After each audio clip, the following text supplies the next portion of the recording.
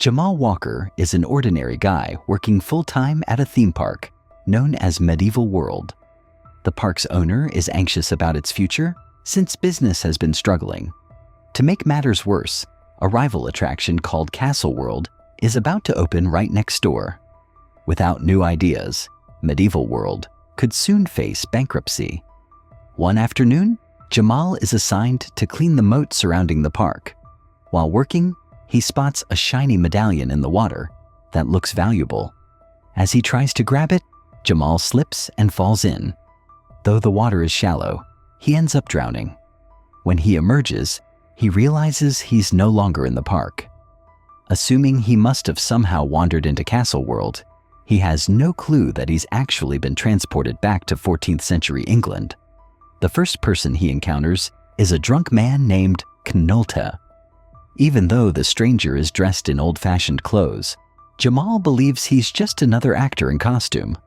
Ignoring him, Jamal walks into town and finds a huge castle, which he assumes is Castle World's main attraction. When he tries to enter, guards stop him and ask where he's from. Jamal answers Normandy. He means Normandy from LA, but the guards mistake him for a French Moor they were expecting. They let him in, and Jamal steps into a bustling medieval market. He's amazed by how authentic everything looks, still unaware he's living in the real 1300s. Suddenly, he spots a stunning woman named Victoria.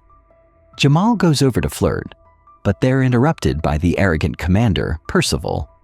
He acts as if he owns every woman in town just because he's part of the Royal Guard. His pride is wounded when Jamal stops him from getting too close to Victoria. Jamal even threatens to report him to the manager for his behavior. Percival draws his sword, but Jamal, thinking it's a prop, stands his ground, impressing everyone with his unexpected courage.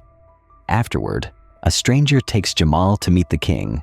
The king explains that his daughter, Princess Regina, is set to marry the Duke of Normandy and assumes Jamal is the Duke's messenger.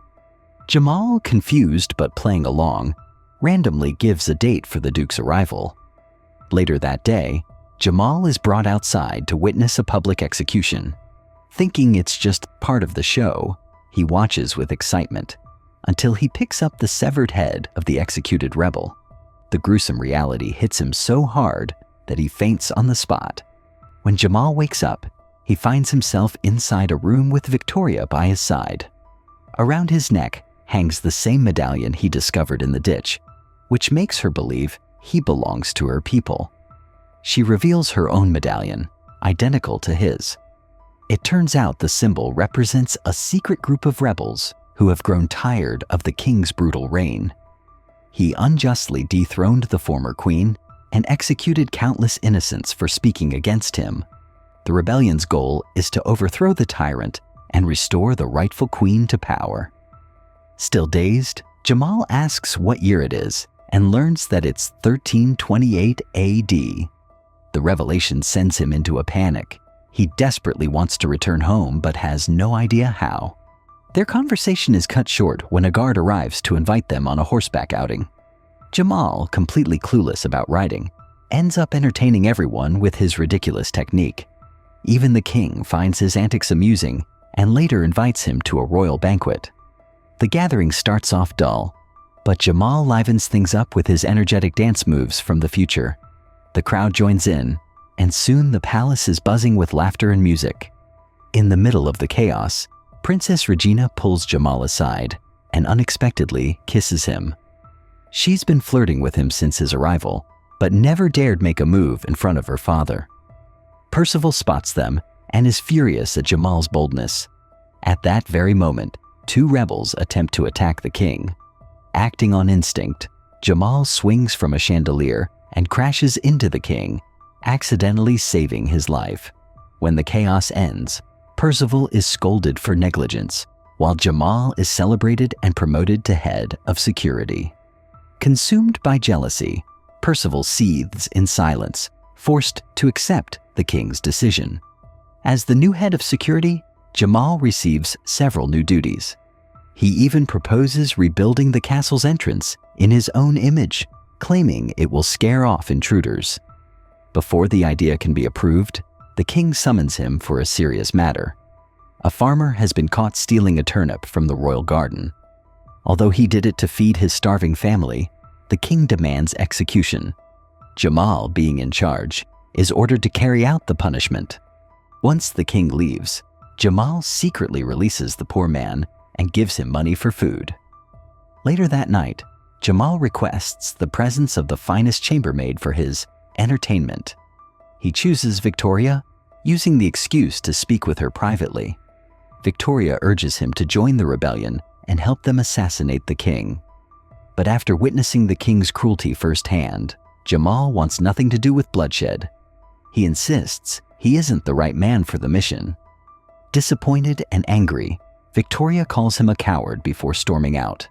At midnight, a mysterious woman sneaks into Jamal's chamber and sleeps with him. Believing she's Victoria, Jamal doesn't question a thing.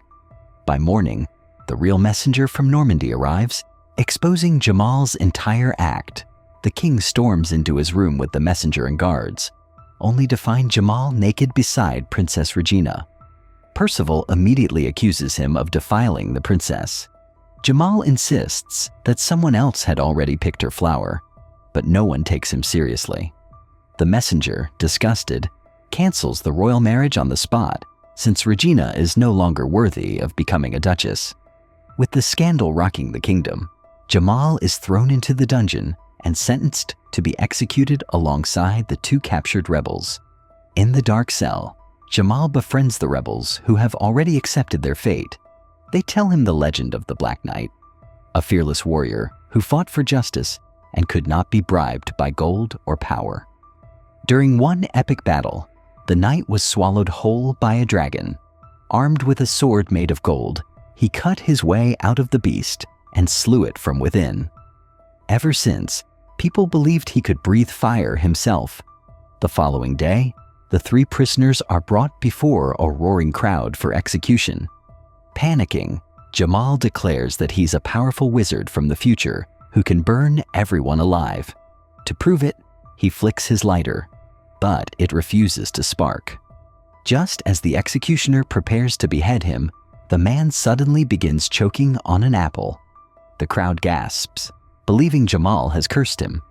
Playing along, Jamal waves his hands dramatically, as if casting more spells. Moments later, a fire erupts nearby, confirming his powers in the eyes of the onlookers. In truth, it's the rebels outside launching flaming arrows to rescue their comrades. Amid the chaos, Jamal and the others escape with Victoria's help. On the way out, Jamal reunites with Nolta, the same drunkard he met when he first arrived. This time, Nolta rides in proudly on horseback. Jamal learns that Nolta was once a legendary knight who served the former queen before the tyrant king dethroned her. Disgraced and broken, he had turned to drink, but deep down, the warrior spirit in him never died. After spending time with the rebel group, Jamal finally understands their cause and decides to fight alongside them to overthrow the king. Later in the forest, he spots three men bullying Nolta. Jamal jumps in to help, but is quickly overpowered. That's when Nolta snaps out of his stupor, picks up his sword, and defeats the attackers with renewed strength. Reawakened and determined, he vows to join Jamal and the rebels in their mission to reclaim the kingdom. Jamal and Nolta return to the rebel settlement, only to find it in ruins. Percival and his army have ravaged the place and taken Victoria captive.